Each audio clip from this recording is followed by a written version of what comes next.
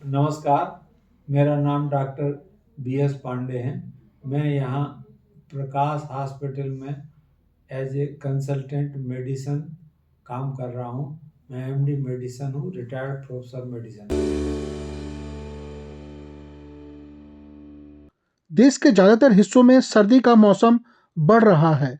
सर्दी का ये मौसम वैसे तो कई मामलों जैसे खान-पान, घूमने-फिरने में आनंद देने वाला होता है, पर इस दौरान आपको सेहत को लेकर विशेष सावधानी बरतते रहने की आवश्यकता होती है।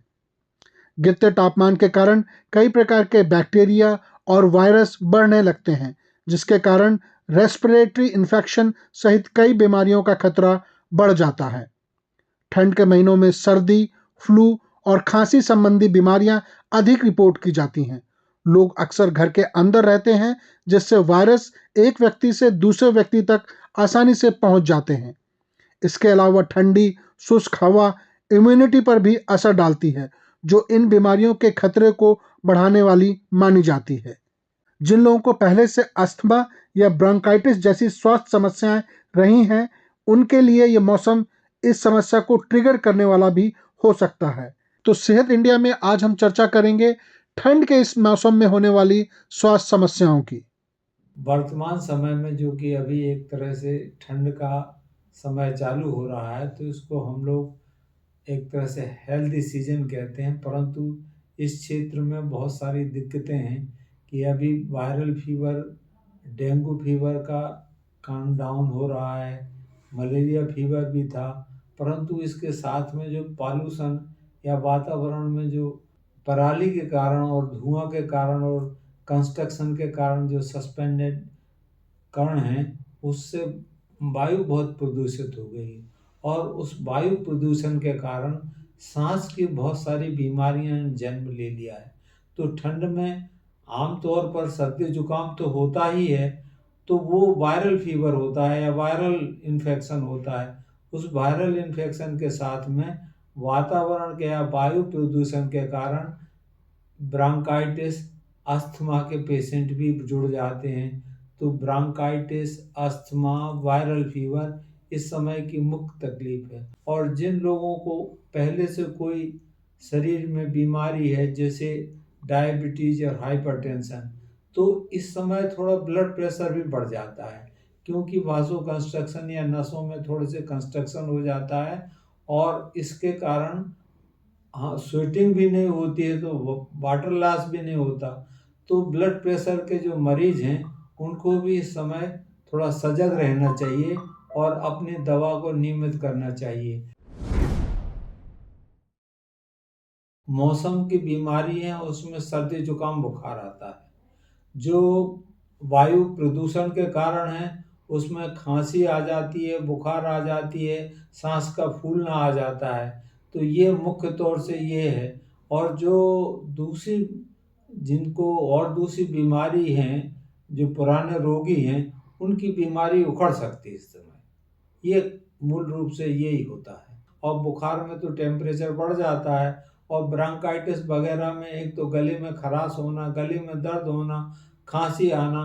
अब ब्रांकाइटिस में खांसी आना बिना बलगम के या बलगम के साथ, ये सब चीज़ें से पता चलता है कि उसको है।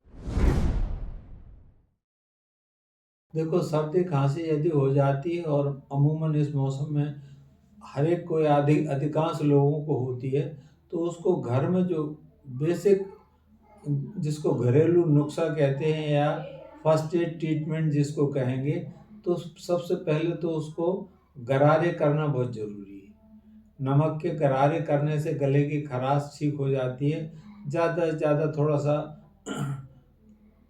स्टीम इन्हेलेशन भी ले सकते हैं, और विटामिन सी की गोली भी ले सकते हैं। और यदि उसके बाद नहीं होता, तो उसको प्रॉपर डॉक्टर के पास जाना चाहिए। यदि वो डॉक्टर के पास ना जाके यदि मेडिकल स्टोर से कोई दवा लेता है, तो उसमें होता क्या है कि मेडिकल स्टोर के बारे में ये है कि उनको ये पता नहीं होता कि आपको जुकाम है, उसमें आपको अस्थमेटिक है कि ब्रांकाइटिस है कि सोर थ्रोट है कि टांसलाइटिस है। खांसी इन सब में होती है, खांसी का सब में लक्षण है। तो वो एक तरह से कई बार जब ज़रूरत नहीं होती है तब एंटीबायोटिक दे देते हैं, और कई बार मैंने तो ऐसे ही देखा है कि स्टेरॉइड भी देते हैं जो कि बहुत हार्मफुल हैं। और तीसरी बात, खांसी में कई बार अस्थमैटिक होती है, वो दवा होती ही नहीं है या उसकी ज़रूरत नहीं होती और उसको दे देते हैं। तो इनका एक तो पैसा का भी व्यय होता है और दूसरा दवाई से फ़ायदा भी नहीं होता है और तीसरा ये होता है कि कई बार फ़ायदे की जगह नुकसान हो जाता है। अस्थमा का नॉर्मली अस्थमा में दो चीज़ें होती हैं, एक तो एलर्जिक होता है और एक आप जिसको कहते हैं फैमिली हिस्ट्री होती है या पुरानी हिस्ट्री होती है। तो जिस अस्थमा की सबसे बड़ी खूबी ये है कि अस्थमा एपिसोडिक होता है। तो एपिसोडिक यदि वो पुराना अस्थमा नहीं है तो एक बार आके फिर ठीक हो जाता है, फिर बीच में आता है, फिर जाता है। तो कभी कभी ये एपिसोडिक कहलाता है। इसको कहना, एपिसोड का मतलब ये होता है कि इसका एक प्रभाव आता है या इसका दौर आता है और ठीक भी हो जाता है। जबकि दूसरा सीओपीडी वगैरह है, जो स्मोकिंग की जो बीमारियां हैं ठंड में जो उभर जाती हैं, उनमें लगातार खांसी और कफ चलता रहता है। और अस्थमा में कफ बहुत कम होता है या ना के बराबर होता है जब तक उसमें इन्फेक्शन ना हो। और ब्रांकाइटिस में जो है थ्रोट पेन या गले में दर्द के साथ में सफ़ेद हल्का बलगम आता है। और ब्रांकाइटिस कहने का मतलब ये है कि अधिकतर स्मोकर को होता है और उसमें भी नियमित रूप से खांसी आती रहती है। तो ब्रांकाइटिस और सीओपीडी में खांसी आना एक नियमित है, मतलब ऐसी एपिसोड में नहीं कि एक दौर आया 2-4 दिन के बाद ठीक हो गया, ऐसा नहीं है। उसका दौर चलता रहता है जब तक उसका उपचार ना हो। और जो अस्थमा का है कि एक बार आया, उपचार हुआ, ठीक हुआ, फिर उसका कोई उत्प्रेरक या उसका कोई एक कैटलिस्ट मिलता है तब दोबारा होता है। ये एक्चुअली वायरल फीवर में डायरिया होता है, वायरल डायरिया जिसको कहते हैं, वो भी देखा गया है और ख़ास तौर से बच्चों में ख़ास तौर से देखा जाता है। और साथ में ऐसा भी है कि इसमें ये ऐसा सीज़न है जब खान-पान का कोई परहेज़ नहीं होता, क्योंकि गर्मी में तो खान-पान का बहुत परहेज़ होता है, मगर जब गर्मी जाती है और ठंड आती है, तो एक तो भूख बढ़ जाती है और तरह-तरह के व्यंजन भी मिलते हैं, पकवान भी मिलते हैं और शादी-ब्याह का त्योहार भी आ जाता है। तो उस कारण भी अनियमित भोजन भी इसका एक कारण हो सकता है और वायरल फीवर भी एक कारण हो सकता है। तो इस दौरान यदि डायरिया हो गया है तो उस समय उनमें अधिकांश पानी, ओआरएस जिसको कहते हैं ना, ओआरएस लेना सबसे उचित होता है। और ओआरएस के बाद यदि नॉर्मली यदि आपको फ़ायदा हो रहा है तब तो ठीक है, नहीं तो आप पास के प्राइमरी सेंटर या जो डॉक्टर से जो भी आपको उपलब्ध है उनसे सलाह लेके उचित दवाई ले सकते हैं। बहुत सारे प्रकाशन इसमें खास काम नहीं करते हैं, क्योंकि अभी आप मान लो वायरस इन्फेक्शन हो गया तो वो एयरबोर्न इन्फेक्शन होता है और वो शरीर में ट्रिकल हो जाता है। तो अब उसमें कोई खास ये है कि आप यदि वायरस से बचना है तो आजकल थोड़ा सा मास्क आस्क लोग लगा रहे हैं, तो उसका तो चलन हो रखा है। और खान पीन में आप ये रखें, सफाई का ध्यान रखें, कंटामिनेटेड ना हो। जैसे कि आप स्ट्रीट फूड है, इसमें बहुत सारी संभावना रहती है, तो स्ट्रीट फूड ना खाएं। या कि जो आजकल चला है पिज़्ज़ा बर्गर, इससे थोड़ा संभल के रहें या इसके अवॉइड करें तो बहुत अच्छा होता है।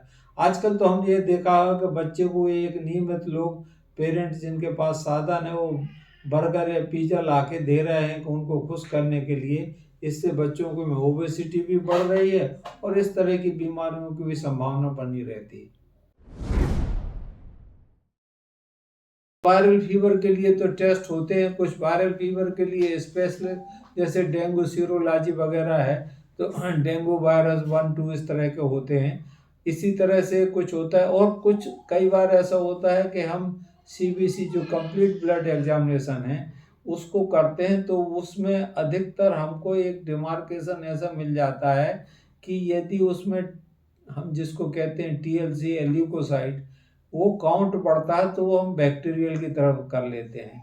और वो काउंट स्थिर रहता है या कम होता है और साथ में प्लेटलेट भी कम होती हैं, तो हम उसको वायरल फीवर की तरफ देख लेते हैं। खांसी के लिए तो ये सिम्टम से हम सिर्फ ये एक निर्धारण करते हैं कि ये किस तरह की बीमारी हो सकती है। सपोज करो मेरे को यदि उसका अस्थमा का या श्वास की बीमारी का हमको लगता है कि मरीज को श्वास हो सकता है, तो श्वास का सबसे अच्छा डायग्नोसिस तो हमारे स्टेथोस्कोप से ही हो जाता है। साथ में हम ये कर सकते हैं कि उसका एक्सरे करा लिया, ब्लड करा लिया। ब्लड से ये पता चला कि उसमें सुपर हेडेड इन्फेक्शन तो नहीं है। एक्सरे से ये करा लिया कि उसमें कोई चेंजेस तो नहीं है। कार्डियोमेगैली कभी हो जाती है, कभी कभी पल्मोनरी हाइपरटेंशन हो जाता है, कभी कभी एम्फाइसीमा हो जाता है। तो उससे संबंधित जो साइड इफ़ेक्ट हैं उसकी जानकारी हम ले सकते हैं कि ये कितनी स्टेज में है, कौन सा इसमें विकार हो रहा है या नहीं हो रहा है, ये जानकारी ले लेते हैं। ये मौसम बदल रहा है और इस समय सब लोगों को अपने स्वास्थ्य के बारे में कहते हैं ना कि सबसे सुखी निरोगी काया।